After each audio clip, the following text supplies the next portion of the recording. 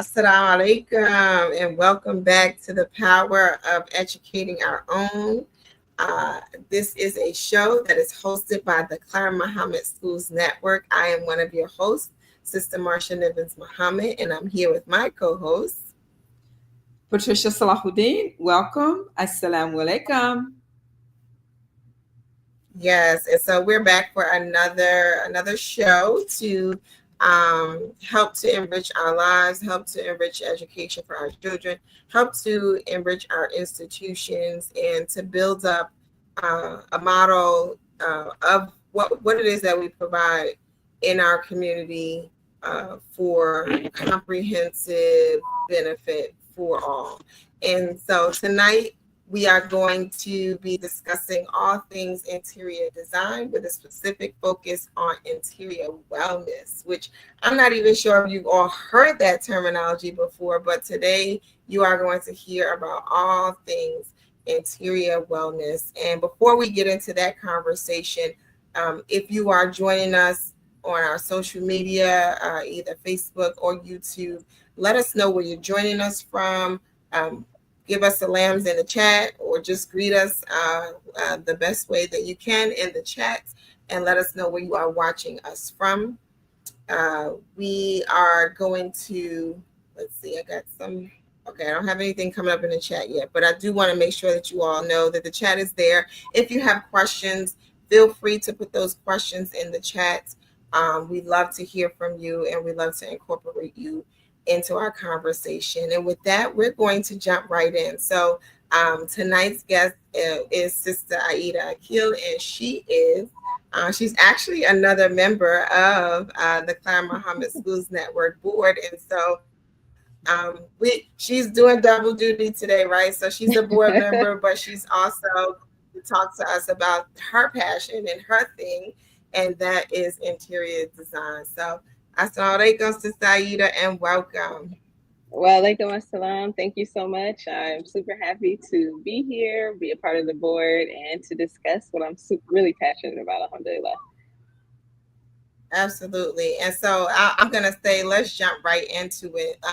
Let those who are watching know who you are, what you do, and how you even got into the work that you do. Okay, well, my name is Aida. I currently reside in Atlanta, Georgia. I am a proud member of the Atlanta Masjid, which is associated with the Clara Muhammad Schools here in Atlanta. My kids go to the school. I am an interior wellness specialist. Most people have heard of interior design, but may not understand what interior wellness is.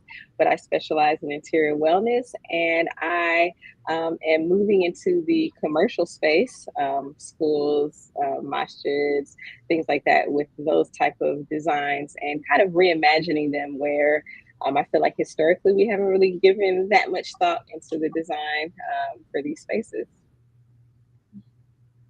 So when you say wellness, could you elaborate on that word a little bit as it relates to interior design?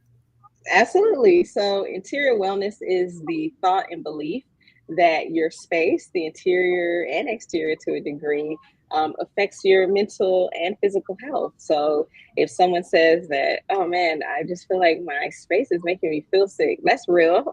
That is true.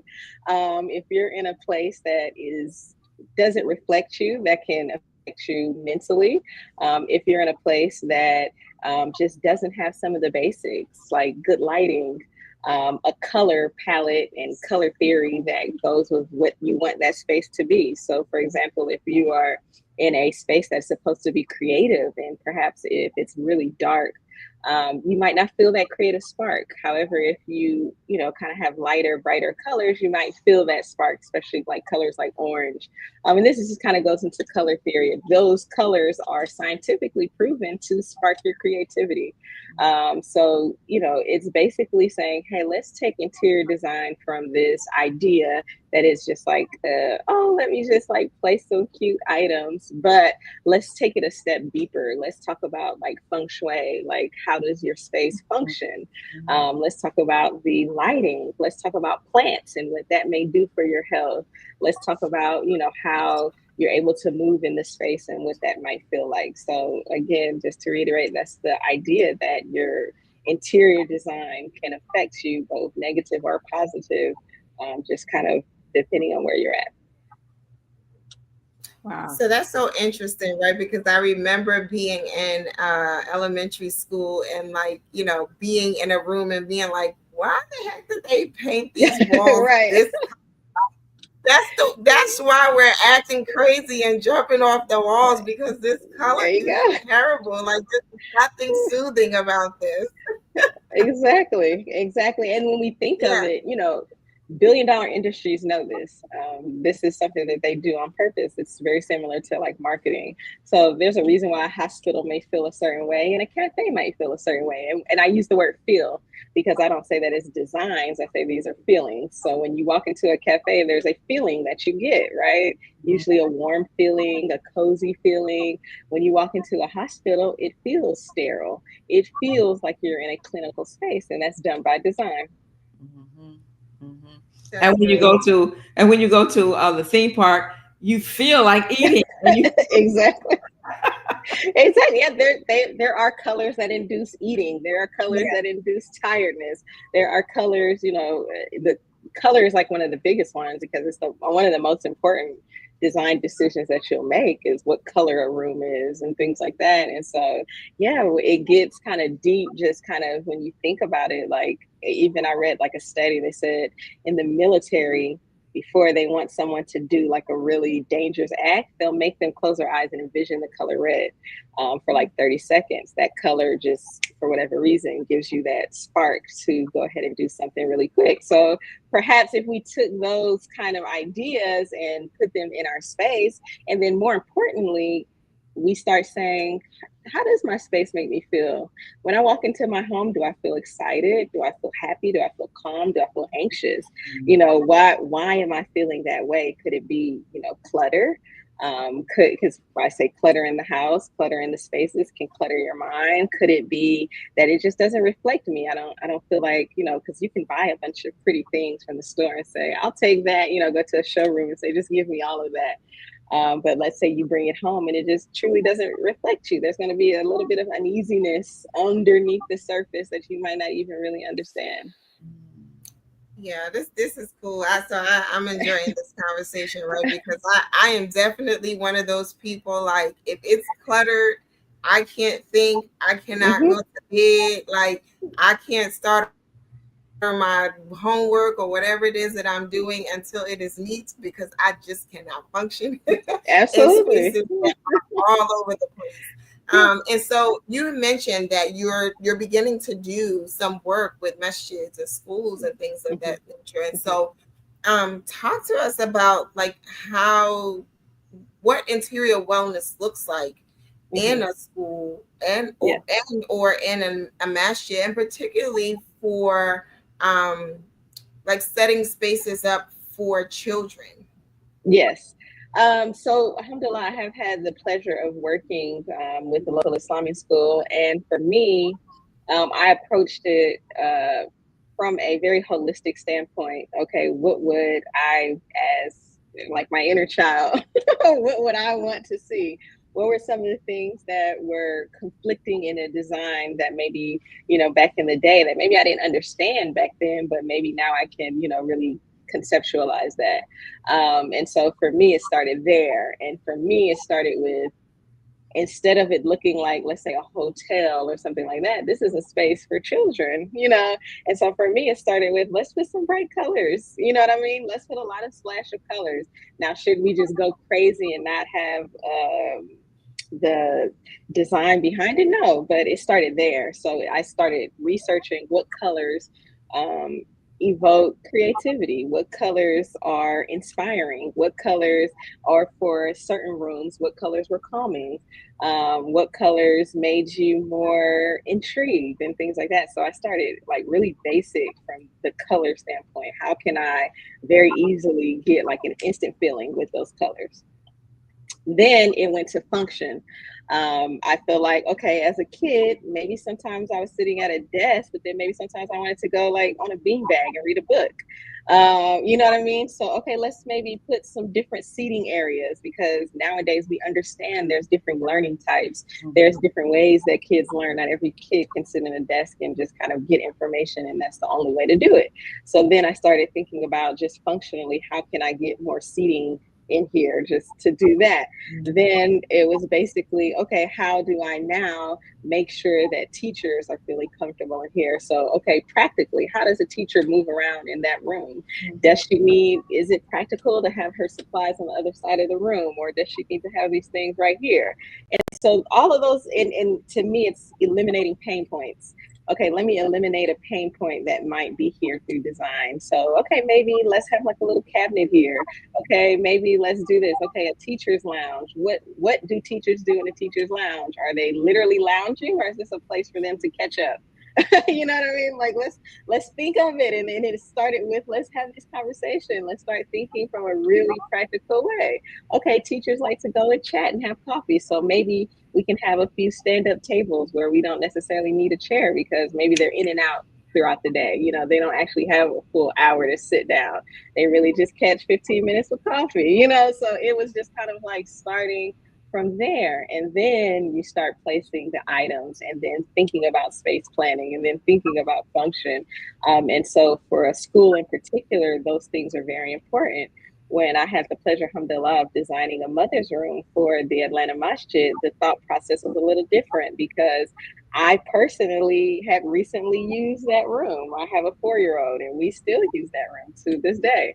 And so, okay, what were some of the pain points that I heard moms talking about? What were some of the things that I wished we had in that? Okay, I understand the building was built in, like, you know, many years ago. I can't just do ultra modern, because now you have a room that is completely separate from the entire masjid. Okay, so how do I push it forward without leaving the rest of the design behind? You know, so all of those questions, it starts with questions. It starts with a thought. Okay, how do I make this better? How do I improve? And then you start putting, you know, your pen to paper and just kind of executing off of that. And I really liken it to a puzzle. For me, I feel uneasy until those puzzle pieces are together. And I know that the design is right when my mind feels at ease. That's the only way I can explain it. Then I feel like, okay, I feel good now. I know that that's going to match here, that's going to connect here, and then the puzzle is complete. And then it's just about executing. Wow. So what about the classroom? That sounds, it sounds exciting for the mother's room in the masjid.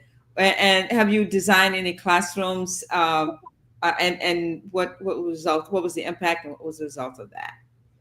So for me, I was when I did do a school, I was on a team, and so my main areas were like the lobby, where you come in and you see, you know, your first introduction. I also was responsible for like the cafeteria, and then a teacher's lounge, but I also was there to help with the classrooms. And so for me, the classrooms, like I was saying earlier, was just about function. What would students enjoy in this room? What would make me excited? I know that when I go to a place that looks fresh and, you know, looks like there's some thought, I take it more serious, right? It's kind of like, I think people feel more comfortable to throw trash if there's already trash on the floor. You know what I'm saying? So if a space is designed well, you feel like, okay, let me treat this space nice. Let me, you know, sit up a little straighter in my chair, because this space, someone has taken time. So practically, we just go back to, how do little people think? Okay, so we have some different seating here, some, you know, some different tables where we might have some sensory items, that, especially when we're talking about like the elementary age, maybe we can have some sensory items here, so that, you know, on those little breaks, we can have some, you know, interactive things to do. The colors played a huge part for the classroom. If there was like a little nook that was quiet time, I used maybe cooler colors, like the blues and things like that, just to evoke a calmness. But maybe in a science lab where we're being really creative and we're, you know, doing something innovative, I might use orange. So, you know, just kind of thinking in that way, and putting myself and then the team on the idea of, how do we make this space function better, but also elevate it. Storage is really important for teachers. I think one of their biggest pain points is just not knowing where things are and not having a place for everything, and making sure clutter is not an issue, and making sure that when it's time to do those cleanup moments, that those moments are quick because every kid knows where it goes. And, just like I said, eliminating those pain points for teachers and students. That part about cleaning So up. Yeah. That's yeah. So I love that you do this work, right? Because as I'm hearing you talk about it, one, your passion definitely comes through, right? We can see it on your face that this is what you love. But I just love it even for us as a community that we have access to someone like you who understands, right? That it makes a difference what colors we just throw up on the wall. And so Right. I'm going to ask my first question, then I'm going to come back to another statement that I was going to make. But my question was around how do you find that balance? Because it definitely sounds like this dance, right? Of this space is for teachers, but it's also for children, and they're thinking from two different angles of Hmm. what feels good. And I Hmm. absolutely understood what you meant when you said, like, I know it's I know it's the right thing when it feels good to me, because that's how I Right. approach my grant writing. Yeah. Like, yeah, this ain't sitting well with me, and then all of a sudden it feels good, and you're like, yes, that's it. Yeah. That So click. Yeah. answer my question. My question is like, you know, how how do you get to that, like, you know, I don't know, that finely orchestrated design, because you are designing for both the teacher and the student.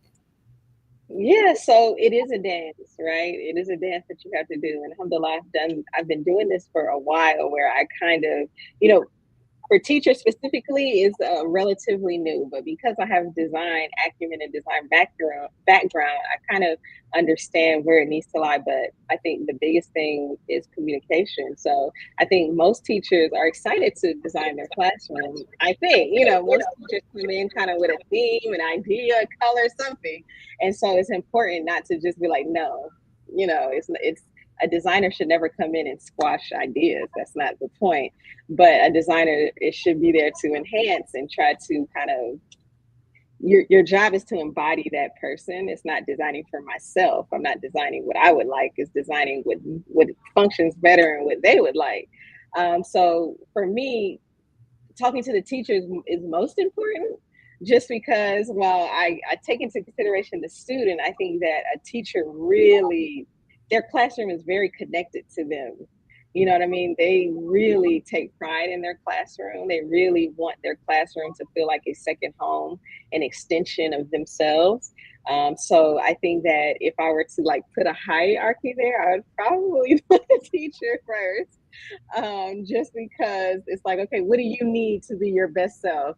If the teacher isn't their best self, I don't think the students are going to be able to have a good school year, or, you know what I mean? So how can we make the teachers be their best selves? What do you like? If I love green and think green is going to be spectacular, you absolutely hate it, then I'm not going to do green. We're going to talk about what else to do. You know what I mean? What ideas did you have? You love owls. Okay, let's see how we can incorporate owls, if that's something that you love, because it's about empowering the teacher, in my opinion, and making sure that they feel really comfortable in their space that they're going to spend so much time in. And then, of course, the students, come into consideration as well. I'm a parent, so I'm able to like talk to the market audience and say, hey guys, what did you like in your classroom? What would you like to see in your classroom? What were some of the things that you would improve on? And so like communication, I think, is where you kind of strike that chord. And then ultimately, you're giving your expertise and saying, hey, I like that, but hey, maybe let's think of it this way. So I think that's the way to kind of get around that.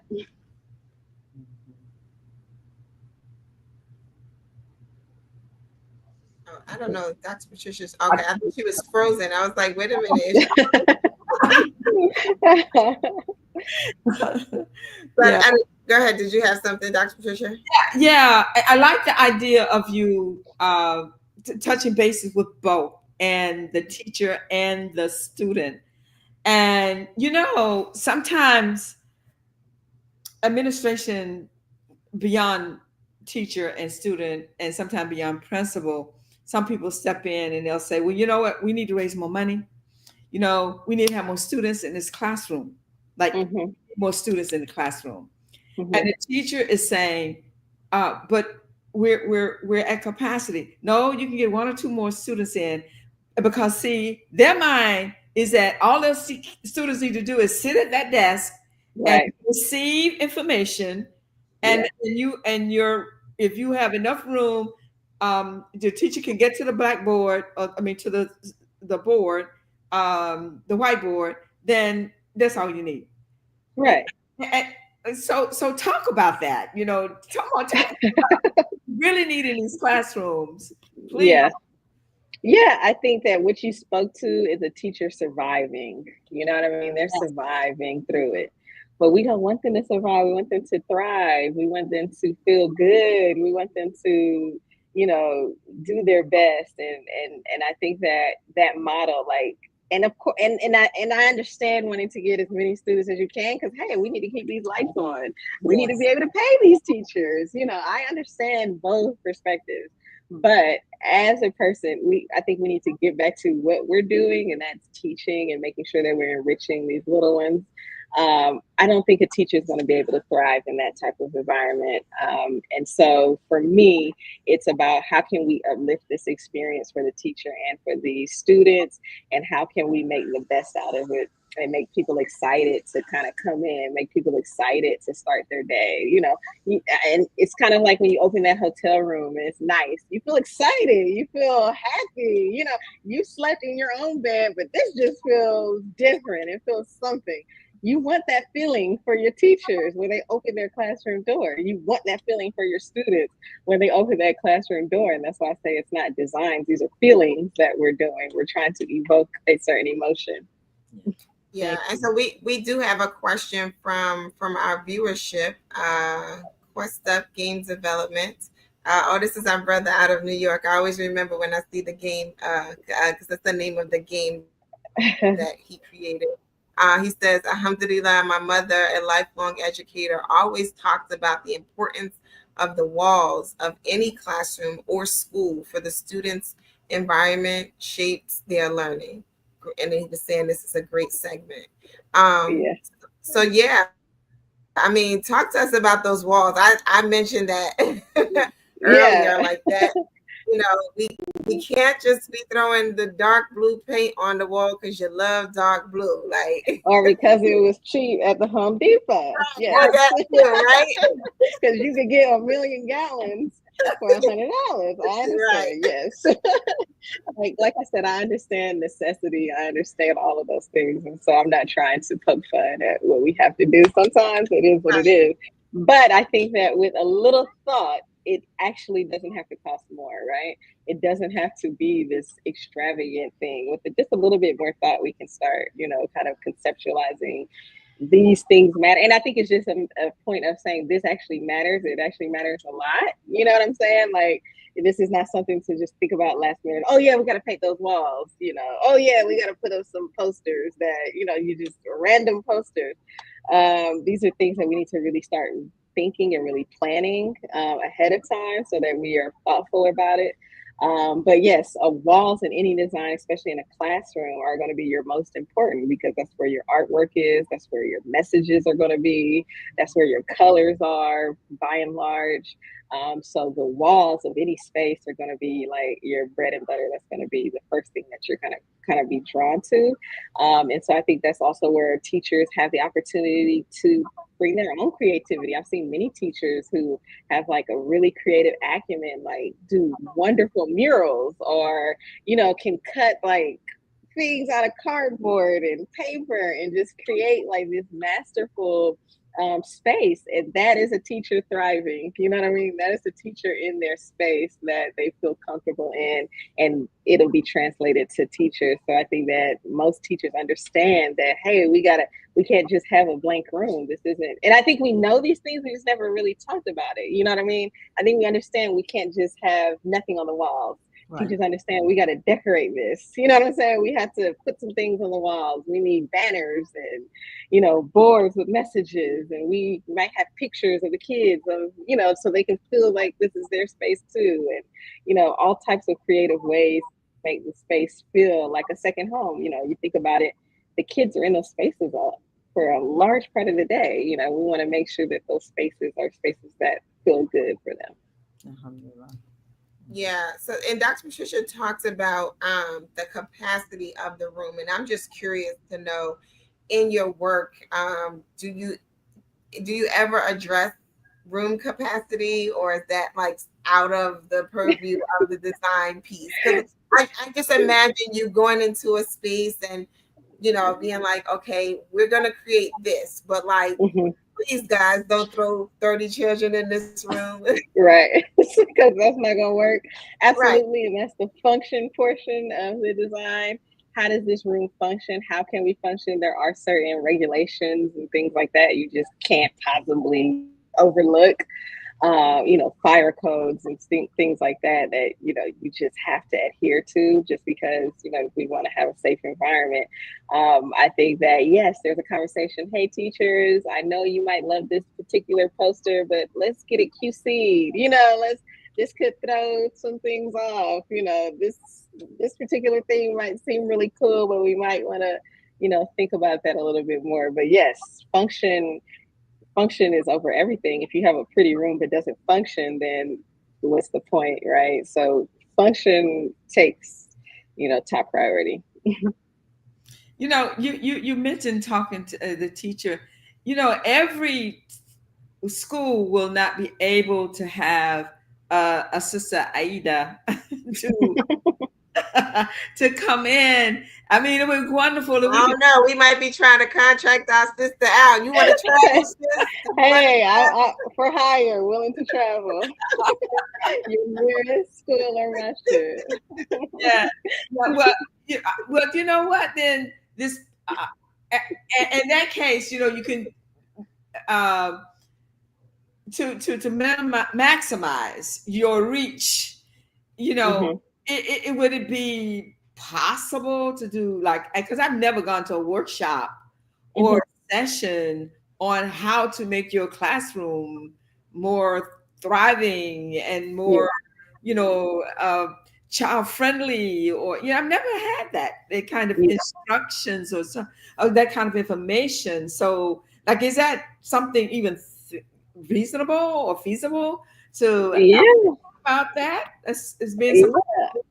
I definitely think that it's reasonable and feasible, especially with technology like this, being able to kind of have a conversation about, hey, what are the do's and the don'ts? What are some things that you can and cannot do or shouldn't, or you might want to lean away from this. So having kind of like a informational session, you know what I mean? Just, hey, where do we start?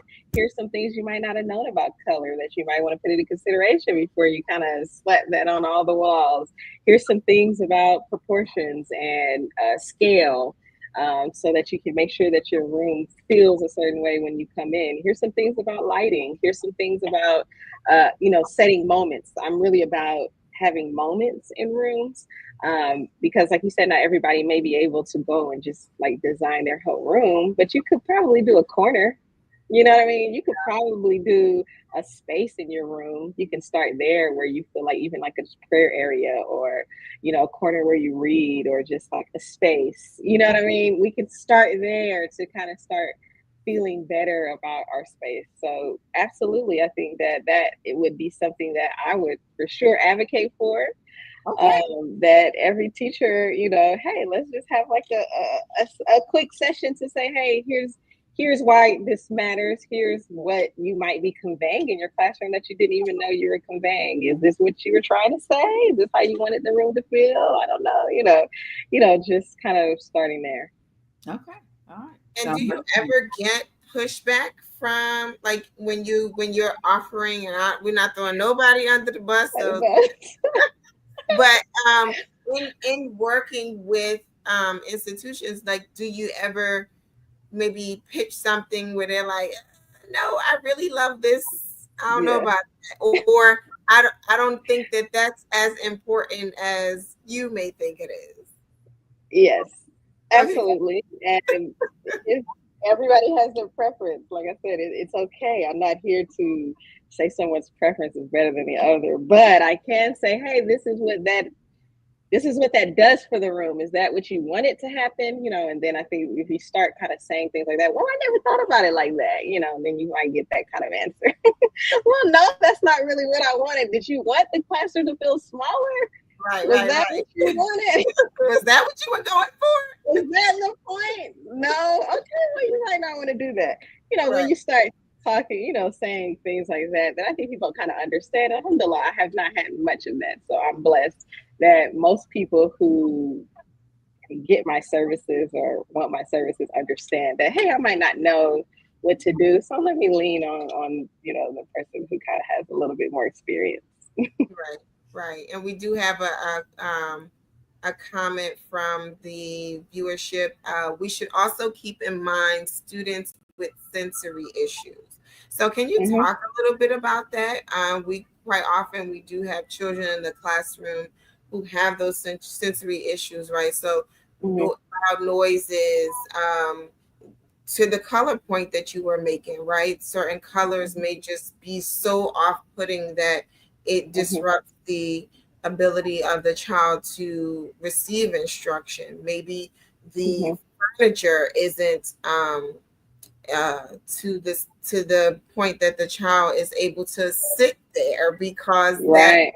furniture is designed in a way that is so uncomfortable. So does that Yeah. ever come into your design? And talk to us a little bit about it. It does, and the disclaimer: I'm in no way an expert on, how to design a space specifically for people who might have sensory issues. But what I do know is that yes, we need to be considering that. I think we're at a day and age where there's so much information and we're understanding things a little bit better. Or that child that might have been that problem child back in the day, we're understanding maybe that's not a problem child. Maybe this child might have some of those sensory issues or may have, something else going on. And so we need to be mindful that, you know, how can we best suit, our classroom to be inclusive to everybody, and make everybody feel good when they come in here. And I think that's again where we go into those, hey, maybe we have a little nook. Maybe we have these little areas that we can kind of carve out in our spaces so that we can, if someone is having, an issue with something going on, a noise or something, maybe we can have an area that is here that we can kind of, hey, maybe let's take a moment and go there. So this is 100% underneath that umbrella of interior wellness. Why? Because that space is starting to make that person not feel comfortable. It might not make them feel good. And you can fix that with design. You can improve that with design. And so that's just another area that I think that we can start talking about interior design. And I think that for me, it was, going to school and seeing what interior design was. It felt to me very kind of frivolous, but and it was hard for me to kind of adjust my mind to say, where do I fit in this space? I don't want to necessarily design the 30th design for a millionaire. That's not necessarily what I want to do. How do I connect all of the pieces that make me, I have a degree in sociology, how do I connect those pieces so that I can feel like this is representative? And once interior wellness was there, it was like a light bulb on the left. Wow, that was wonderful that you came up with that idea of interior wellness, because it makes sense. How we feel in a space, it has a lot to do with our wellness, and then sometimes our wellness has a lot to do with how we're going to feel in the space, Yes, so one affects absolutely. the other, right? Yeah. So, Mhm, bingo. Yeah. and so yeah, so now you're going, and where do we spend, where the children spend most of their time? In a classroom, in the school, in the classroom. And Absolutely. that is so, it makes so much sense that we would Yeah. spend some, as much, spend the time, also time, we spend time on the curriculum, right? We spend Hmm. time on how important that is. It's just as important to spend time on how this space is going to look and feel to the people who have to be in it for 7 hours or more Absolutely. per day. Yes. Yeah, you hit the nail on the head with that one. We have to start taking it just as serious. Now, of course, can I say is as important as the curriculum? Maybe, because if I can't sit still in this room because this is making me feel antsy for some reason, I don't know why. The lights, fluorescent lights. We talk about just little things like that. Fluorescent lights are not conducive really to a learning environment. Unfortunately, most environments have those lights, but they aren't. You can talk about just setting a mood with light. When you go into a restaurant, you don't see a very bright restaurant. Why? Because you want the feeling to feel different. You want it to feel cozier. You have different variations of lighting. So just a simple thing of making those lights that adjust from cool to warm. Just those things that we talk about can make your classroom feel totally different. You can evoke a feeling with just the lighting. So for me, yes, we need to start taking this serious, very serious, actually. He's like, especially since I do this, right? Right, Alhamdulillah. So I just wanted to do a quick station identification. You are watching The Power of Educating Our Own. This show is hosted by the Clyde Muhammad Schools Network. We are a network of 19 schools. Those 19 schools are full-time, strong in, which also we call weekend. Well, I say weekend, we call strong in, right? That's the coin term that we give into it, and virtual schools across the United States and in Bermuda. And this show tonight, we are talking all things interior design and interior wellness.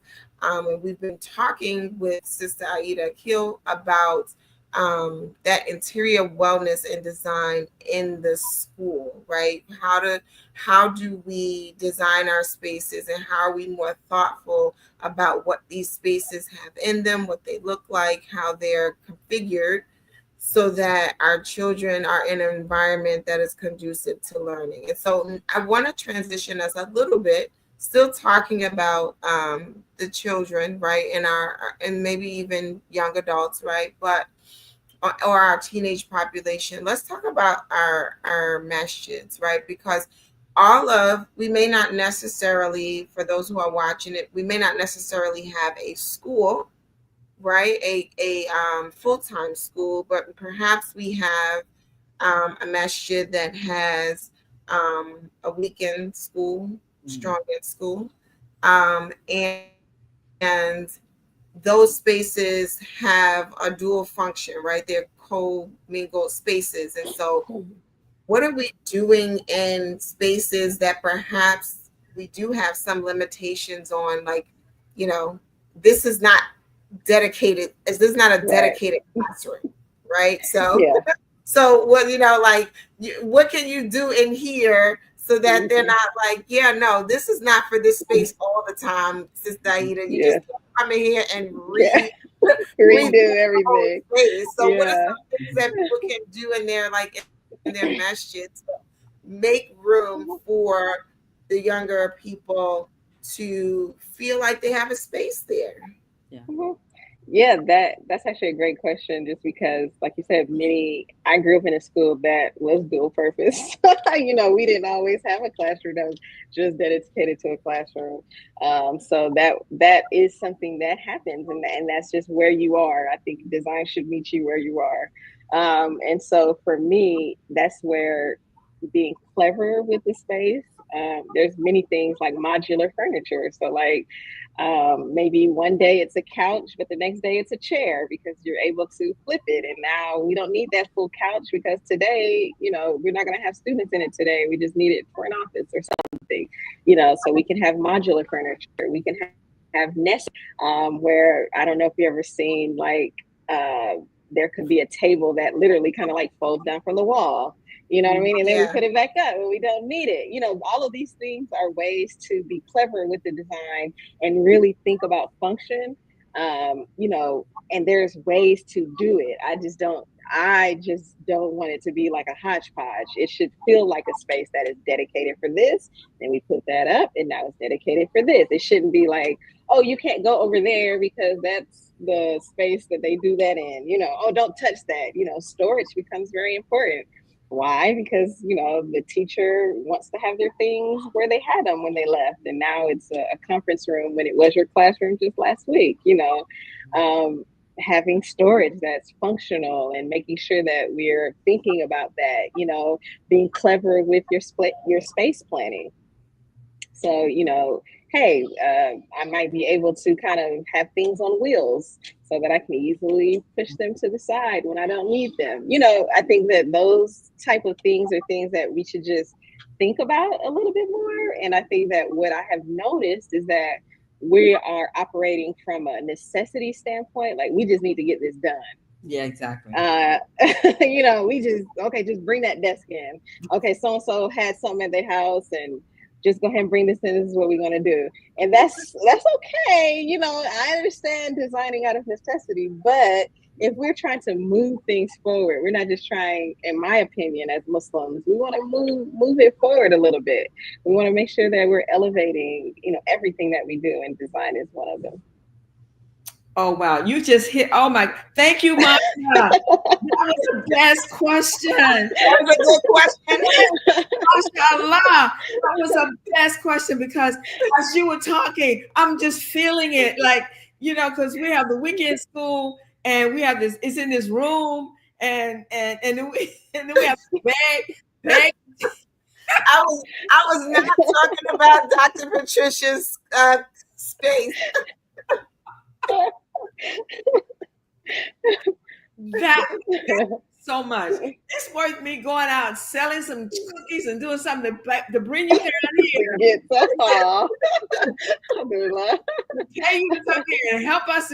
What is crazy? How Yeah. how you know how we have to switch this around and turn this up, and you know, you go in the room, and the room they've done this to the room, and here you bring your little children in, and you don't want them to be in this mess that's been created. Right. You're trying to rush to clean it up so they can. Oh my gosh! So yes, Yeah. this Yeah. And I think, Sister Patricia, what you just spoke about is you just had a negative feeling for about an hour before the kids came, right? Because now you're in panic mode. I gotta fix it, do it. And so these things are affecting us yes in other ways, you know, and that's kind of where I want to keep bringing it back to.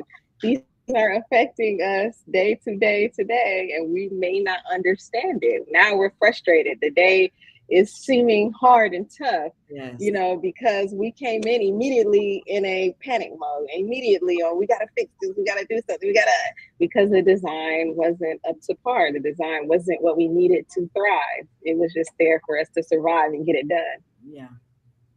Yeah. I mean, as I'm hearing you talk about it, I'm like, yeah, you know, just in practice, I don't think we're used to being thoughtful in that way, right? Because it's more about, okay, I mean, if we're talking about our schools, it's like, okay, we need to be able to get, you know, butts in the chair and teach these children, Yeah. right? And not Yeah. necessarily being thoughtful about what does the space look and feel like, right? Especially when we are challenged financially, right? Because I've been in some school spaces where I'm like, this is amazing, Yeah. right? And I also know that those particular schools have budgets that allow them to do those sorts of things. And I think, you know, creativity really comes in when your budget isn't as large. And Yeah. now you're like, what can I do? Like, you know, Right. How can I when I improve walk this? into this room, Yeah. it looks like this, and I don't even know how I could change it up too much. So it's gonna look Yeah. like this. It is what it is. We're just going to keep it. Yeah, the budget is a challenge. I think that for me, looking at like universities, they do it really well. If you go to a university, they understand that design is important. They have, you know, different nooks and areas and spaces, and they understand that, okay, we're educating, but this design has to be on point because we want them to take it serious. We want our students to feel comfortable, all of that. But when budgets are tight, yes, that becomes difficult. It becomes a bigger challenge, and it becomes something that, you do have to be a little bit more creative with. You do have to kind of maybe take your time a little bit more, and kind of, maybe we won't have a few things for a little bit until we can get the right things, um, you know, and for me, I'm just a big advocate for paint, just because paint is $36 a gallon and it can do so much. It really can do so much to a space. So for me, I start right there. Hey, can we paint the space? If we can paint it, then let's start there. Yeah, and I'm glad you just said that because I was just thinking to ask you, what are some things, what are some practical things that you can do in spaces, if you do have a challenge, budget wise, or if you have some space constraints. And then, sort of what, along with that question, what are sort of the new things, right? The new things that are out there in reference to Yeah. design that, would sort of help in some of those constraints that we have with budget and space. Yeah, paint, like I said, that's the number one thing that I'll say, because it just takes a little manpower and and having a thoughtfulness about what paint colors you want to choose. And that right there, lighting, I know it can be a little bit more difficult, but perhaps let's bring in a floor lamp, so that when we're doing story times or something like that, maybe we can change the lighting up, and now we're like getting that calm that we want out of the students. We went from bright fluorescence, now we're bringing it down to like a floor lamp type of situation. um, let's say, again, building those nooks, you might not be able to outfit your entire classroom, but you can build a space. So let's have a reading corner where we have a few bean bags on the floor, and we're able to kind of just let the kids lounge and relax. You know what I mean? So for me, it's just about carving out those little spaces, paint colors, lighting, space planning doesn't cost anything. Okay, maybe, you know, I look into feng shui and stuff like that, just because to me those things matter. So okay, where should we put a teacher's desk in relation to the student's desk? Where should we place um, our rugs, so that we can kind of carve out the spaces. Okay, so if I place a rug here and a rug here, in my mind these are two different areas, right? I've just created two different areas just like that. So for me, it's just about those little things, like just kind of doing those little things to do it. I'm a big proponent for plants, making sure that you are keeping some real live plants in your classroom, just because that will keep the oxygen flowing, good air quality, all of those things. Making sure we have air purifiers and stuff like that, those things matter as well. So just those little things, if you can bring just even like a small plant for your desk, that's going to change the feel of the room. That's going to change the way that people, interact in the room. That's just going to change the air quality in the room. So, those things. Yeah, and then another question I have, is, are these things transferable to the home, right? So yeah, those children are in the classroom, but they got to come home, right? And so Yeah. are some of the Yeah. things that you're telling us, right? Talking about, can we transfer these things to our Mhm. homes? Absolutely. And I think that every child should have their own space, whatever that looks like for you. It might not be their own room, but it might be a corner where that's their corner. You know what I'm saying? They get to go over there. It might be a desk, and they get to design their desk and decide what color their desk is and what color their chair is.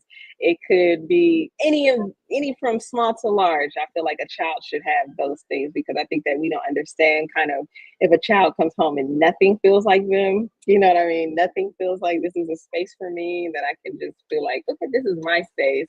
I feel comfortable here. I can, have a chalkboard desk where I get to write all over my desk if I want to. I think that we can transfer that to home, you know what I mean? And I think that when we're specifically talking about children, I feel like they should be empowered to have something like that.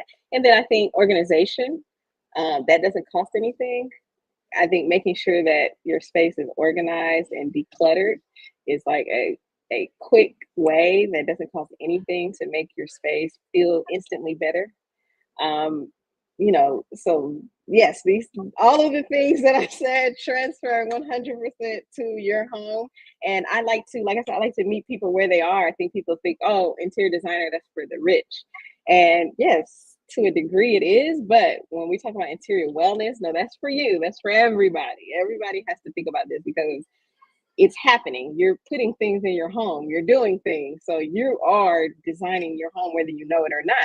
And how you're doing it is affecting you whether you know it or not. So, those little simple keys to make sure that, we're being intentional about what we're doing in our spaces. Yeah, absolutely. Dr. Fisher, you're on mute. I see you trying to talk, but you went on mute. Yes, I had some in my environment, the noise level changed and I put myself on mute. Um, okay, so I also had, you mentioned the clutter, decluttering the classroom, and then even all the spaces, decluttering the Mm-hmm, classroom, mm-hmm, decluttering the home. It, mm-hmm. and our teachers, we have these books and other stuff that Yeah. we feel is so important to what Mm-hmm.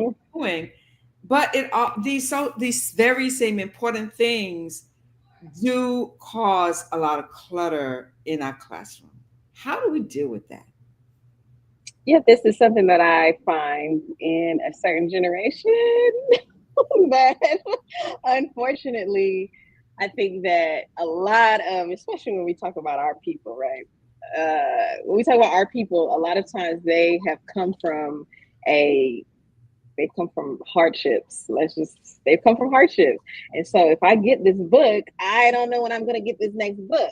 So I don't want to throw that book out. I want to keep it, even though it's 30 years old. It might be outdated and the information is just no longer relevant because it's a mindset. Let's say that it's a mindset of lack. I don't know when I'm going to get that next thing. So I need to hold on to these things. And so for me, I have personally, seen that that is a huge issue or something that we have to overcome with a certain generation, and just being able to say, hey, just because you're getting rid of it doesn't mean that you're taking away from it. It seems counterintuitive. Maybe we can find a better situation for it, but here underneath a thousand other things, it doesn't really serve us. We could potentially, I know for a fact, I have seen whole storage areas completely full to the max. And this space is valuable real estate that could be used for so many other things, but we're holding on to things that if you wanted it, you wouldn't be able to find it anyway. So for me, it's decluttering. You have to first have a mindset that says, even though I'm getting rid of it, I'm not taking away from the things that I have. And it sounds weird because it's like, yeah, I'm taking away, but you're actually highlighting the things that are important, making the things that are important a lot easier to access, making your day to day a lot easier. So it's actually adding to your experience, even though it feels like I'm getting rid of a lot of things. Mhm. So it has to So be thank a mindset change, like a paradigm shift, kind of. Because you. yeah, because I know I have that problem. Hmm. You said generation. I know that was mine, and some below me, some below me. Where the younger generation, they're more into tech, so a lot of stuff is on their computers, on their Hmm. phones, books on the Hmm. computer, books on the phone, and now children, the textbooks are even some of the textbooks are also online. So Hmm. you can avoid me. I just like to feel the paper. I want that my Yeah. paper. I want my hands on the paper. There's a Yes. connection between the brain and the hands and the paper, and the eyes. So and the words. So I understand how other people, the younger generation, don't really need that, and so Yeah. clutter doesn't have to be um, it can be eliminated much faster. Yeah, and Yeah. that's yeah. Yeah. So yeah, Yeah. definitely a different mindset and just kind of being open to saying, you know what, there's a better way. You know, this is actually harming the space. This is harming my function. This is actually, counterproductive to what I need to do every day. Yes, thank you. Yeah. Appreciate that. Listen, this has been an amazing, amazing, amazing conversation. I think that you have sparked in all of our minds things about interior design and spaces that we probably don't normally think about. So I just want to say we appreciate you for coming on and sharing this with us. For those, so Sister Aida, do you have I think you have a company that you do this work through, correct? I Okay, do, tell us yes. about your Yes. company. I don't want Yes. to miss the opportunity to share that Alhamdulillah. information with our viewers. Thank you. Yes, no, I'm rebranding. So, like I said, I'm kind of moving more into those commercial spaces. So, my business is called Merm Interiors. And I'm basically, hey, if you have a commercial space or a space that you are looking to improve, a doctor's office or, any space where you're like, hey, this design really matters, a commercial space, then yes, I am definitely. Who you can contact. You can reach me at now through my Instagram page, which is Aida's Creative Life. You can reach me through all social media there, and I am very responsive. Wonderful, wonderful. And so, again, thank you so much for being with us today. We really appreciate having this conversation with you. As I said, I think that you definitely have brought to our attention some things that we did not think about before. And perhaps we'll be making those adjustments in our spaces to make them more conducive to whatever it is that we're trying to do. Tonight, we talked about children in spaces, but just in general, I mean, we kind of rounded out the conversation with having a space that's just conducive to what it is that we're trying to accomplish. And so, even with that, those are things that we can be a little bit more thoughtful about. This has been the power of educating our own. It's been an amazing conversation, and thank you so much for being with us. Yeah, thank you, Sister Ida. This is wonderful. I have learned so much in this short time we had this conversation, and I look forward to hearing more for us and our team. Alhamdulillah. Alhamdulillah. Thank you so much. It was a pleasure.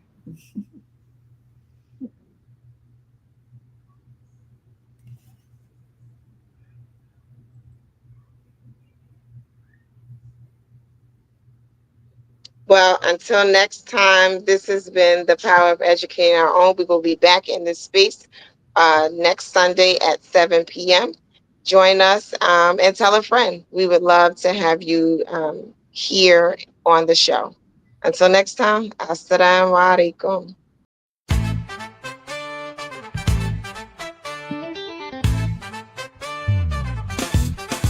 Gather round, it's time to cheer. 50 years of love and light, we're here. Celebrate legacy, shining so bright.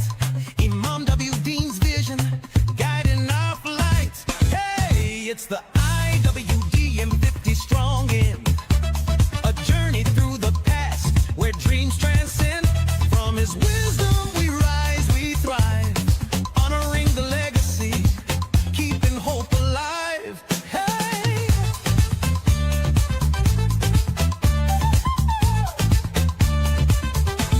3 days of joy, a multi-generational call. New leaders emerging, we're growing tall. From community life to human excellence, together we strive to magnify this great existence. Hey,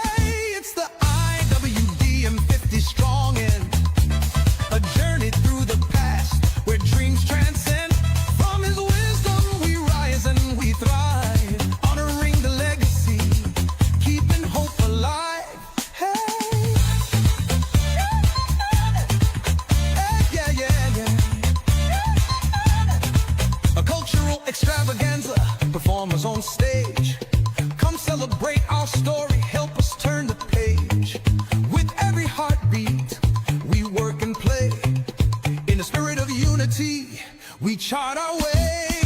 Hey, it's the IWDM 50 strong, a journey through the past where dreams transcend. From his wisdom we rise and we thrive, honoring the legacy, keeping hope alive.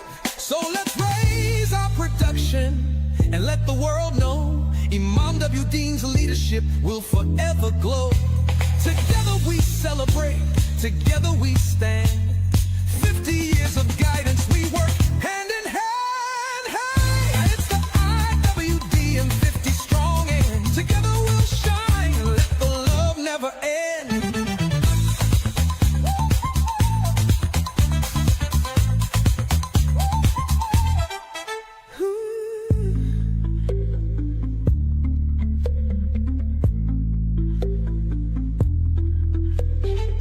So let's raise our production and let the world know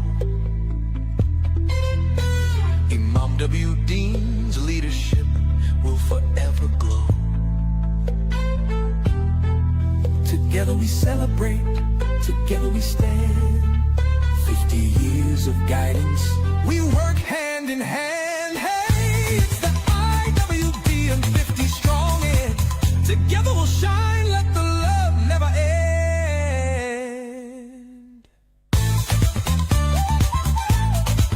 Oh yeah, yeah. Oh, oh, oh. Yeah, yeah, yeah.